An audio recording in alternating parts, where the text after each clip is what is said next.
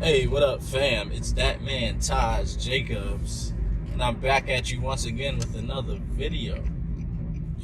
So I just want to touch on this idea that I've noticed about people. And yes, when I say people, I am including myself. People. We like to condemn things and people that we don't understand. Yet at the same time, we hate for other people and things to condemn us, right?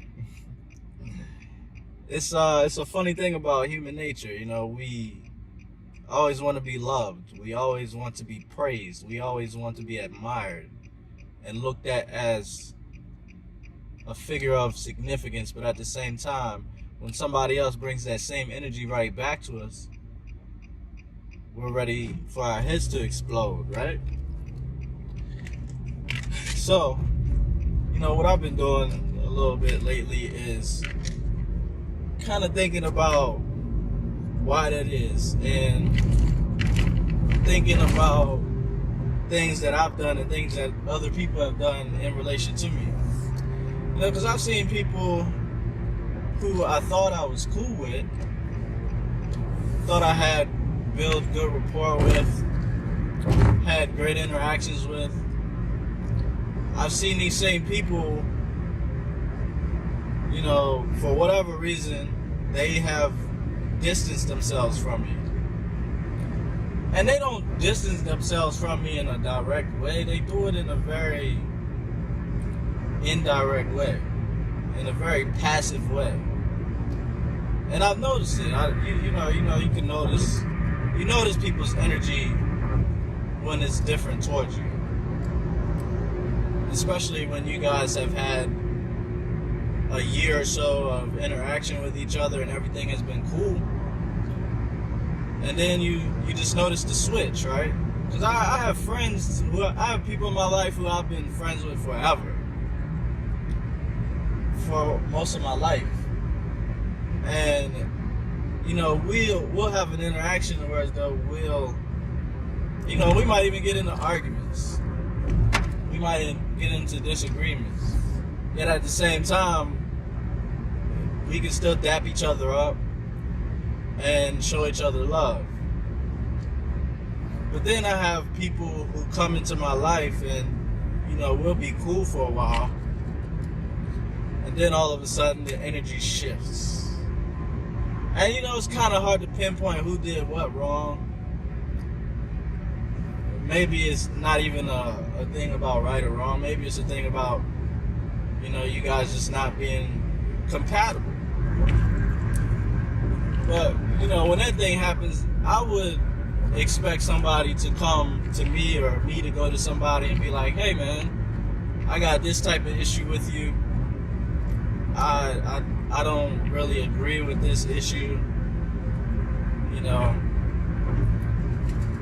I like the direct approach rather than, the indirect approach. The indirect approach is when somebody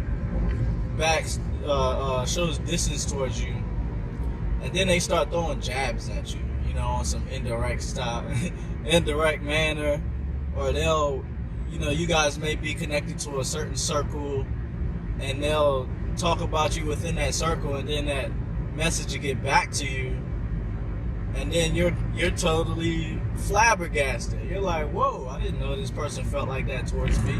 Why didn't they say anything to me? And I think this goes to that saying, you should, if you got a problem with somebody, you should talk to that person about that problem instead of talking about that person about that problem.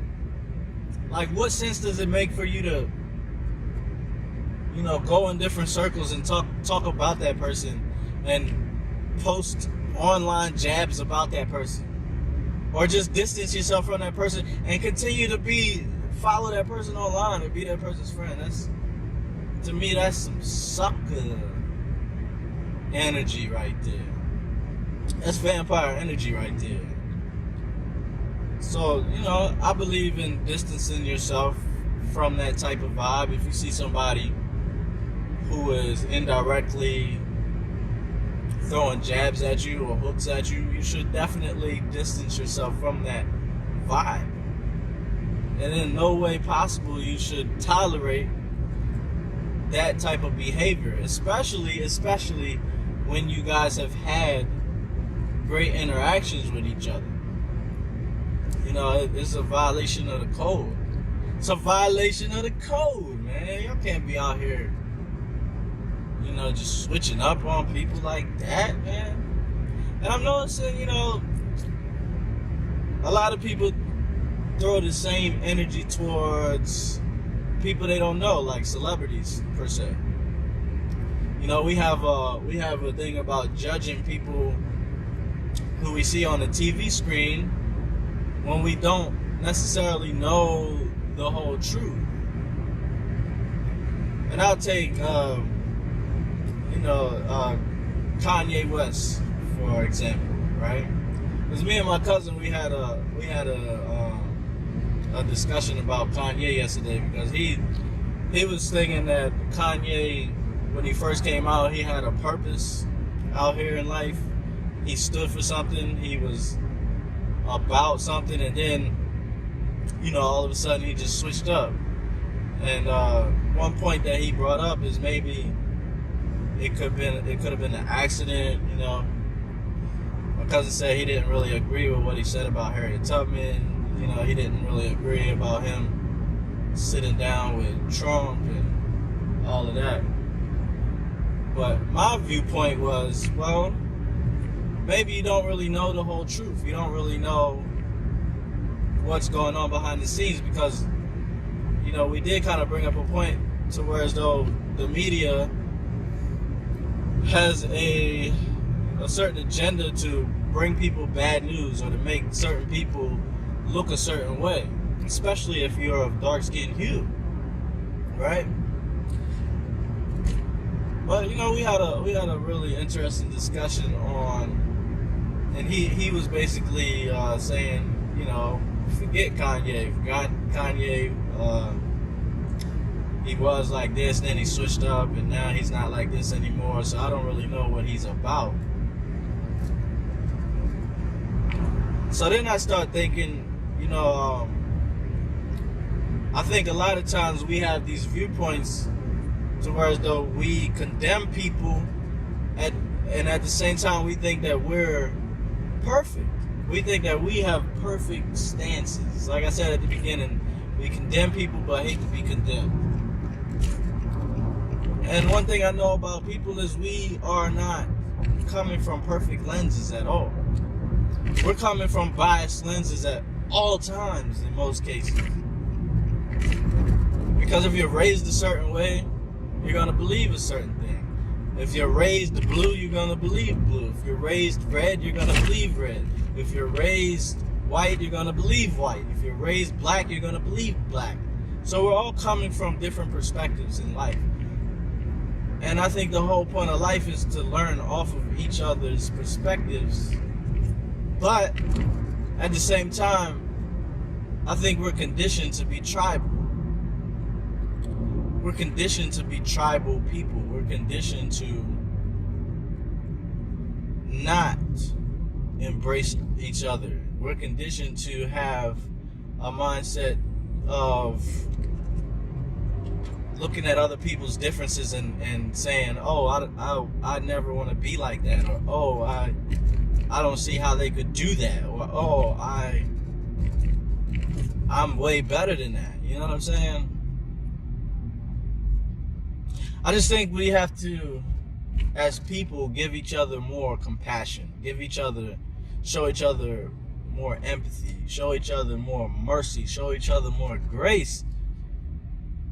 Because how else are we going to have harmony in this world? Unless we don't want to have harmony and we just want to go all out warfare.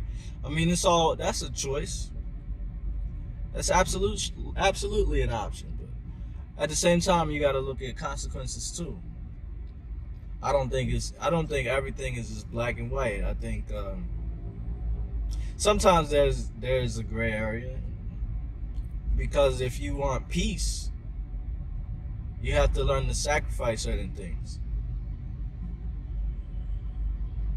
Or maybe that's just my modern mind speaking. Maybe I'm afforded to speak like this because of the modern world.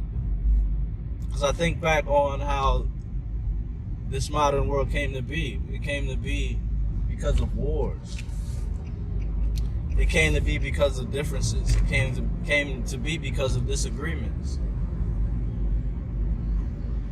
You know, you have one side saying one thing and the other side saying the other thing, and nobody's able to come to a certain truth. And then war breaks out. And the person whoever has the best strategy, whoever has the biggest guns, they're gonna win. So as people, who are we really? Are we really savages living in a modern era? Because when you think of everything that's going on in the world, we're still being put in a position to go against each other. It's still red versus blue. It's still vax versus non-vax. You understand? It's still US versus Taliban, you know? It's a lot of things happening that are very divisional. So as people in human nature, you know, we have options here. We have options here. We can either go on the side that says, you know, we're going to condemn you, or we can go on the side that says we're going to condemn them or be condemned. But I don't necessarily think that it is a good idea to always be at war with other people. Because there's always the karma effect. You know, if you go and conquer another land, then you know you gotta worry about being conquered. You gotta defend that land. If you're the champions of the world, you gotta be worried about the challenges coming in and trying to take your championship. So maybe that's just how we are as people. Maybe we just love to condemn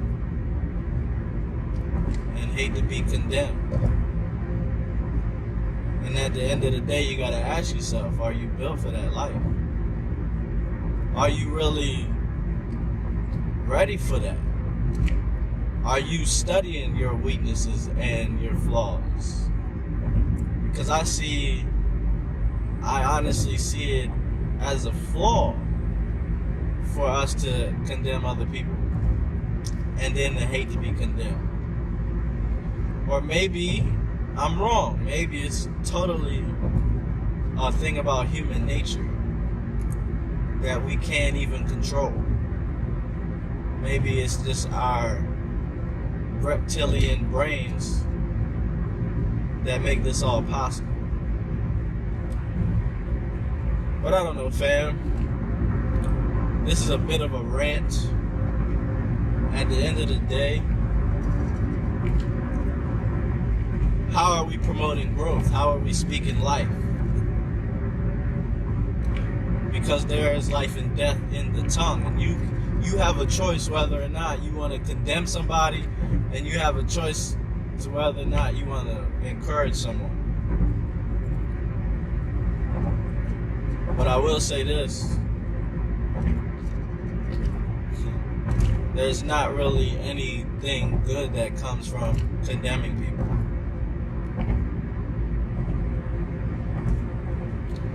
And there's always work to put in when you want to encourage people, especially when they have different viewpoints than you.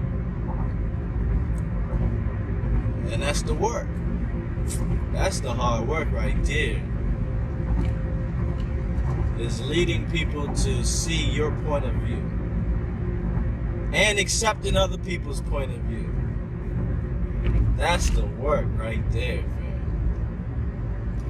But anyway, I'm ready to get out of here, fam. I hope y'all have a great day. And remember that being prepared eliminates fear, and being aware makes everything clear. Make sure you hit the like button, hit the subscribe button. And it's that man, Taj Jacobs, and I'm out of here. Peace.